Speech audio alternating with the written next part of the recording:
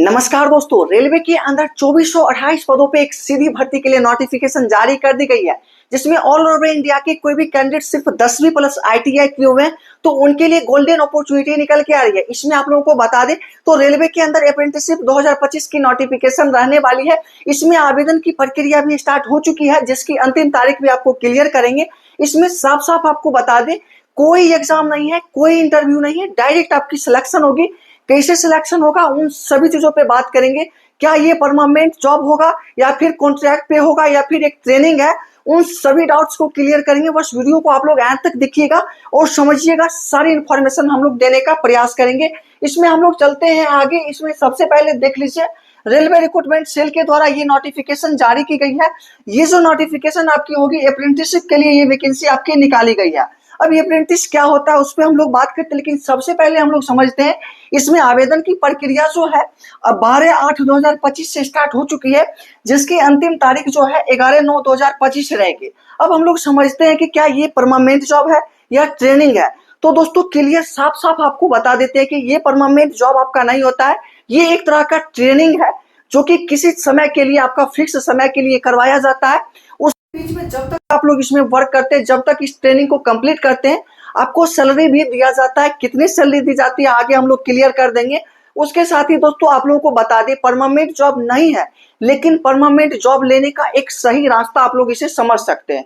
अब ऐसा हम लोग क्यों बोले हैं, तो दोस्तों ऐसा समझ के चले, बहुत सारे ऐसे इंस्टीट्यूट है, उसमें ऐसे आपके कंपनीज हैं, उसमें बोला जाता है कि जो भी कैंडिडेट सिर्फ अप्रेंटिसशिप को कंप्लीट किया हुआ है वही उसमें आवेदन कर पाएंगे, और उनके लिए स्पेशल वैकेंसी निकाला जाता है, जिसमें कि रेगुलर आप लोग जैसे कंपटीशन में फाइट करते हैं इतने वैकेंसी के बीच में, और इतना कंपटीशन आपका होता है, लेकिन अप्रेंटिस आप लोग कर लेते हैं। तो इससे क्या होता है कि कोई भी इंस्टीट्यूट जो निकालता है स्पेशली वैकेंसी, तो उसमें आप लोग जब आवेदन करेंगे तो कम ही कैंडिडेट होते हैं, तो उसमें सिलेक्शन होने का आपका चांस ज्यादा होता है, क्योंकि सभी के पास ऐसा सर्टिफिकेट होता नहीं है। तो ये चीजें हो गई, और जब तक आप लोग इसे करते हैं तब तक आपको सैलरी भी दिया जाता है, तो क्या हानि है। हाँ, आप लोगों को फोर्स नहीं कर रहे हैं कि आप लोग आवेदन करें ही, लेकिन जिनको इसकी जरूरत हो वो आवेदन जरूर कर दीजिएगा और इस कोर्स को जरूर आप लोग कर लीजिएगा। आगे हम लोग चलते हैं। अप्रेंटिस के लिए जो वैकेंसी आपकी जारी की गई है, इसमें इनवाइट किया गया है, जो एंगेजमेंट में जो अप्रेंटिस के रूल नियम्स होते हैं उसे फॉलो आपको करना होगा। जिसमें हम लोग बात करें टोटल वैकेंसीज की, इसमें टोटल सीट्स की, तो 2418 पदों पे ये निकाली गई है, जिसमें कि 2418 जो एम्प्लॉय इसमें आप वर्क कर सकते हैं, इसमें आप लोग ट्रेनिंग कर सकते हैं। आगे हम लोग बात करेंगे कि किस किस रेलवे जोन में आपका दिया गया है, उस पर भी बात करेंगे। किस ट्रेड्स के लिए दिए गए हैं उस पर भी हम लोग बात क्लियर करने का प्रयास करेंगे। इसमें आप लोग समझ लीजिए, जो भी आवेदन इसमें करेंगे तो आपका जो होगा ऑनलाइन ही मेथड ओनली होगा, ऑनलाइन ही आप लोग कर सकते हैं। जिसमें कि रेलवे रिक्रूटमेंट सेल के अंदर, सेंट्रल रेलवे के अंदर ये आपकी रिक्रूटमेंट जारी की गई है, जिसमें कि ऑफिशियल वेबसाइट इसका जो दिया गया है उसे से आप लोग आवेदन कर पाएंगे। आगे हम लोग चलते हैं तो मोड ऑफ सिलेक्शन। तो दोस्तों मोड ऑफ सिलेक्शन सबसे पहले समझ लीजिए, आप लोगों का यही प्रश्न रहता है पहला, तो इसमें कोई आपका एग्जाम नहीं होगा, जो कि हम आपको पहले ही बता चुके हैं। तो फिर सिलेक्शन कैसे होगा, तो सिलेक्शन के लिए जो मेरिट आपका तैयार किया जाएगा, ये आपका जो है basic of percentage of marks in matriculation with minimum 50% aggregate marks plus ITI marks in the trade in which apprenticeship is to be done. मतलब आपको लोगों को बता दिया गया, ये जो मेरिट तैयार की जाएगी, बेसिक मार्क्स जो आपका है, ठीक है, 10th या फिर जो ITI है, इन दोनों को मिला के जो बेसिक मार्क्स आपका होगा उसके बेसिस पे ही आपकी सिलेक्शन लिस्ट तैयार की जाएगी। मतलब 7 शब्दों में समझे तो 10th किए हुए हैं 50% मार्क्स से, प्लस आप लोग ITI किए हुए हैं, तो इसके बेसिस पे ही आपकी इसमें सिलेक्शन होगी बिना किसी एग्जाम का। और आप लोगों को बता दें, इसमें ITI में भी आपका मार्क्स देखा जाएगा और जो 10th में है वो भी देखा जाएगा। 10th में इसलिए देखा जाएगा कि जैसे कि आप लोग सर्टिफिकेट देते हैं तो उसमें आप लोगों का जो जो मेन सब्जेक्ट होता है उस सब्जेक्ट को काउंट किया जाएगा, उसमें जितने मार्क्स होंगे उसके अनुसार इसमें मतलब आपका मेरिट तैयार किया जाएगा। उसके बाद जो ITI का सर्टिफिकेट होगा, चाहे NCVT हो या फिर SCVT हो, उसमें भी देखा जाएगा। ऑल सेमेस्टर में जो भी होता है मार्क्स, वो सभी में कितना मार्क्स है उसके अनुसार आपका मेरिट तैयार किया जाएगा, ठीक है। आगे हम लोग चलते हैं, बात करते हैं इसमें इंपॉर्टेंट पॉइंट पे कि क्लस्टर जो दिए गए हैं इसमें यूनिट्स कौन कौन रहेंगे। तो देखिए ये 5 क्लस्टर्स दिए गए हैं, जिससे आप लोग रेलवे बोर्ड भी कह सकते हैं, जैसे कि मुंबई हो गया, भोसवाल हो गया, उसके बाद पुणे हो गया, नागपुर और सोलापुर, ये पांचों मतलब बोर्ड में आपकी वैकेंसी इसमें निकाली गई है। जिसमें यूनिट देखेंगे तो जैसे मुंबई के लिए देखेंगे तो इसमें मुंबई में आपका जो है 6-7 जो दिया गया है यूनिट ये रहेगा। उसके बाद भूसावल के लिए देखेंगे तो इसमें भी आपका 5 यूनिट दिया गया है।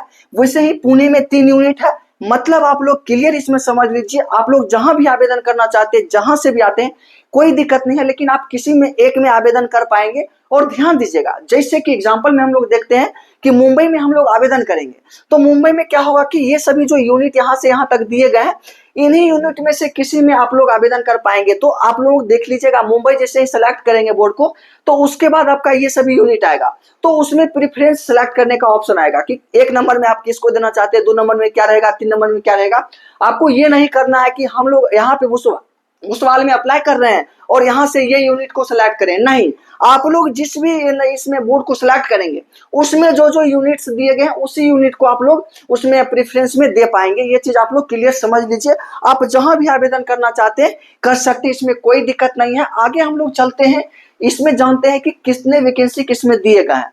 तो दोस्तों, जैसे कि एग्जांपल में आप लोग देख लीजिए, मुंबई क्लस्टर में, जिससे आप लोग मुंबई बोर्ड भी आप लोग कह सकते हैं। जैसे कि आप लोग देखें तो इसमें एक यूनिट इसमें दिया गया है, जिसमें कि आप लोग देखें ट्रेड, ये फिटर के लिए रहेगा, वेल्डर, कारपेंटर, पेंटर और टेलर।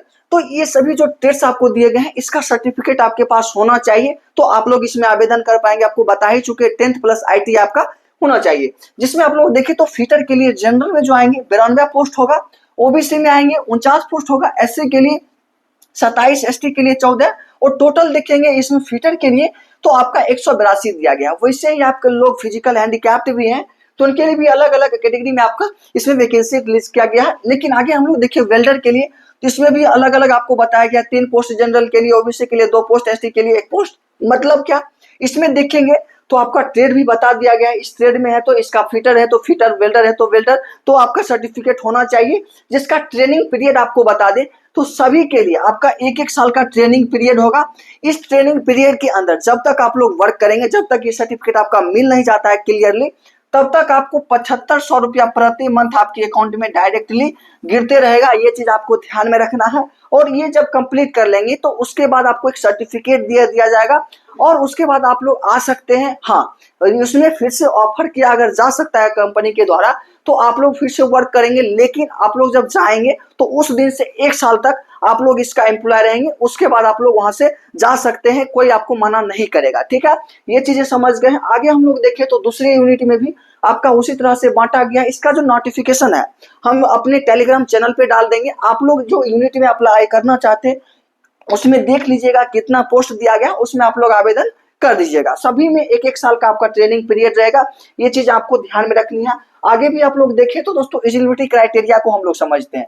तो इसमें आप लोगों को बता दें तो 15 ईयर आपका होना चाहिए कम से कम एज के लिए, और अधिकतम से अधिकतम 24 वर्ष है तो आप लोग इसमें आवेदन कर पाएंगे। मतलब 15 से 24 के बीच जो भी आते हैं सभी इसमें आवेदन करेंगे। इसके अलावा भी आपको छूट दिया जाएगा 5 साल और 3 साल का, ओबीसी को 5 साल, SC ST को 3 साल का छूट दिया जाता है। और आपको बता दें ये जो एज आपका कैलकुलेट किया जाएगा, कब से काउंट किया जाएगा, तो 12 अगस्त 2025, मतलब जब से ये फॉर्म फिलअप होना स्टार्ट हुआ है उस डेट को मिनिमम 15 वर्ष और मैक्सिमम जो होगा आपका 25 वर्ष होना चाहिए। इसके अलावा 5 साल 3 साल का छूट दिया जाएगा। इसके अलावा भी आप लोग जानना चाहते हैं कि किस डेट से किस डेट आपका जन्म है तो आप लोग आवेदन करेंगे, तो यहाँ पे आपका कैटेगरी वाइज भी दे दिया गया। इस डेट को आप लोग देख लीजिए, 12/8/2001 से लेके 12/8/2010 के बीच में जिनका जन्म है जनरल में आते हैं वो भर सकते हैं।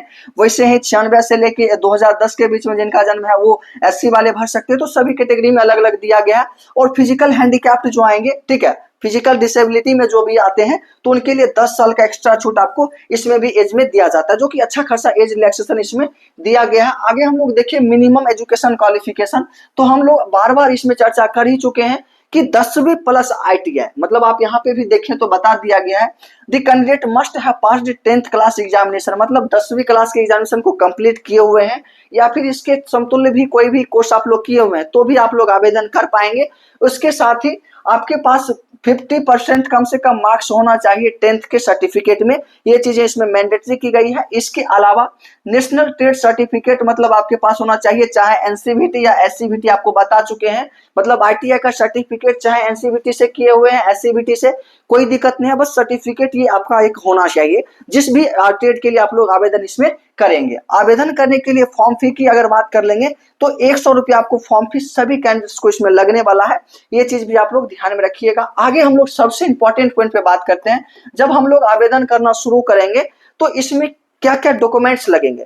तो सबसे पहला तो सिग्नेचर आपका लगता ही है, तो उसमें आपको बता भी दिया गया है। इसमें 20 KB से लेकर 30 KB के बीच आप लोग इसमें अपलोड करेंगे, जिसमें कि साइज आप लोग देखेंगे तो 3.5 सेंटीमीटर से 3.5 सेंटीमीटर आपका ये मतलब सिग्नेचर का होना चाहिए, जो कि रनिंग हैंड राइटिंग में होगा। आगे हम लोग देखेंगे डॉक्यूमेंट कौन कौन सा अपलोड करना है।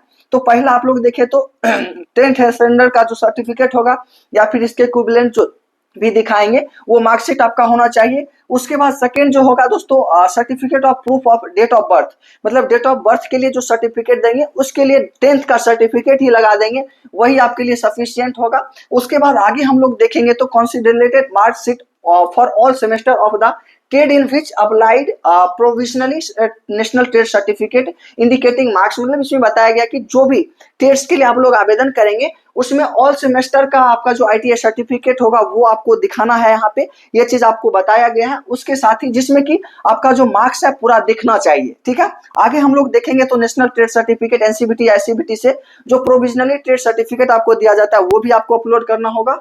आगे हम लोग देखें कास्ट सर्टिफिकेट, किस कास्ट से आते हैं उस कास्ट का सर्टिफिकेट आपको देना पड़ेगा। आगे हम लोग देखें अगर फिजिकल हैंडीकैप्ट में आप लोग आते हैं तो फिजिकल हैंडीकैप्ट का भी आप लोग सर्टिफिकेट को अपलोड करेंगे। नेक्स्ट हम लोग देखेंगे कि डिस्चार्ज सर्टिफिकेट या सर्विसमैन वगैरह कहीं से हैं तो आप लोग इसमें वो सर्टिफिकेट भी लगा देंगे। और ध्यान रखें किसी और में अप्रेंटिस आप लोग कर चुके होंगे तो वो इसमें आवेदन नहीं कर पाएंगे। तो दोस्तों इस तरह से पूरी इन्फॉर्मेशन है। इसमें अब रहा कि अप्लाई कहाँ से करेंगे, तो उसका लिंक जो है वीडियो के डिस्क्रिप्शन में डायरेक्ट दिया हुआ है, वहां से क्लिक करके आप लोगों को जाके जो भी चीज मांगा जाएगा उसमें फिल करना है और सबमिट कर देना है, कोई टेंशन उसमें नहीं होगा। तो दोस्तों वीडियो आप लोगों को सही लगा हो तो लाइक करके चैनल को सब्सक्राइब कर लीजिएगा, ठीक है। फिर मिलते हैं अगले वीडियो में ऐसे इंटरेस्टिंग वीडियो के साथ, तब तक के लिए जय हिंद, बाय।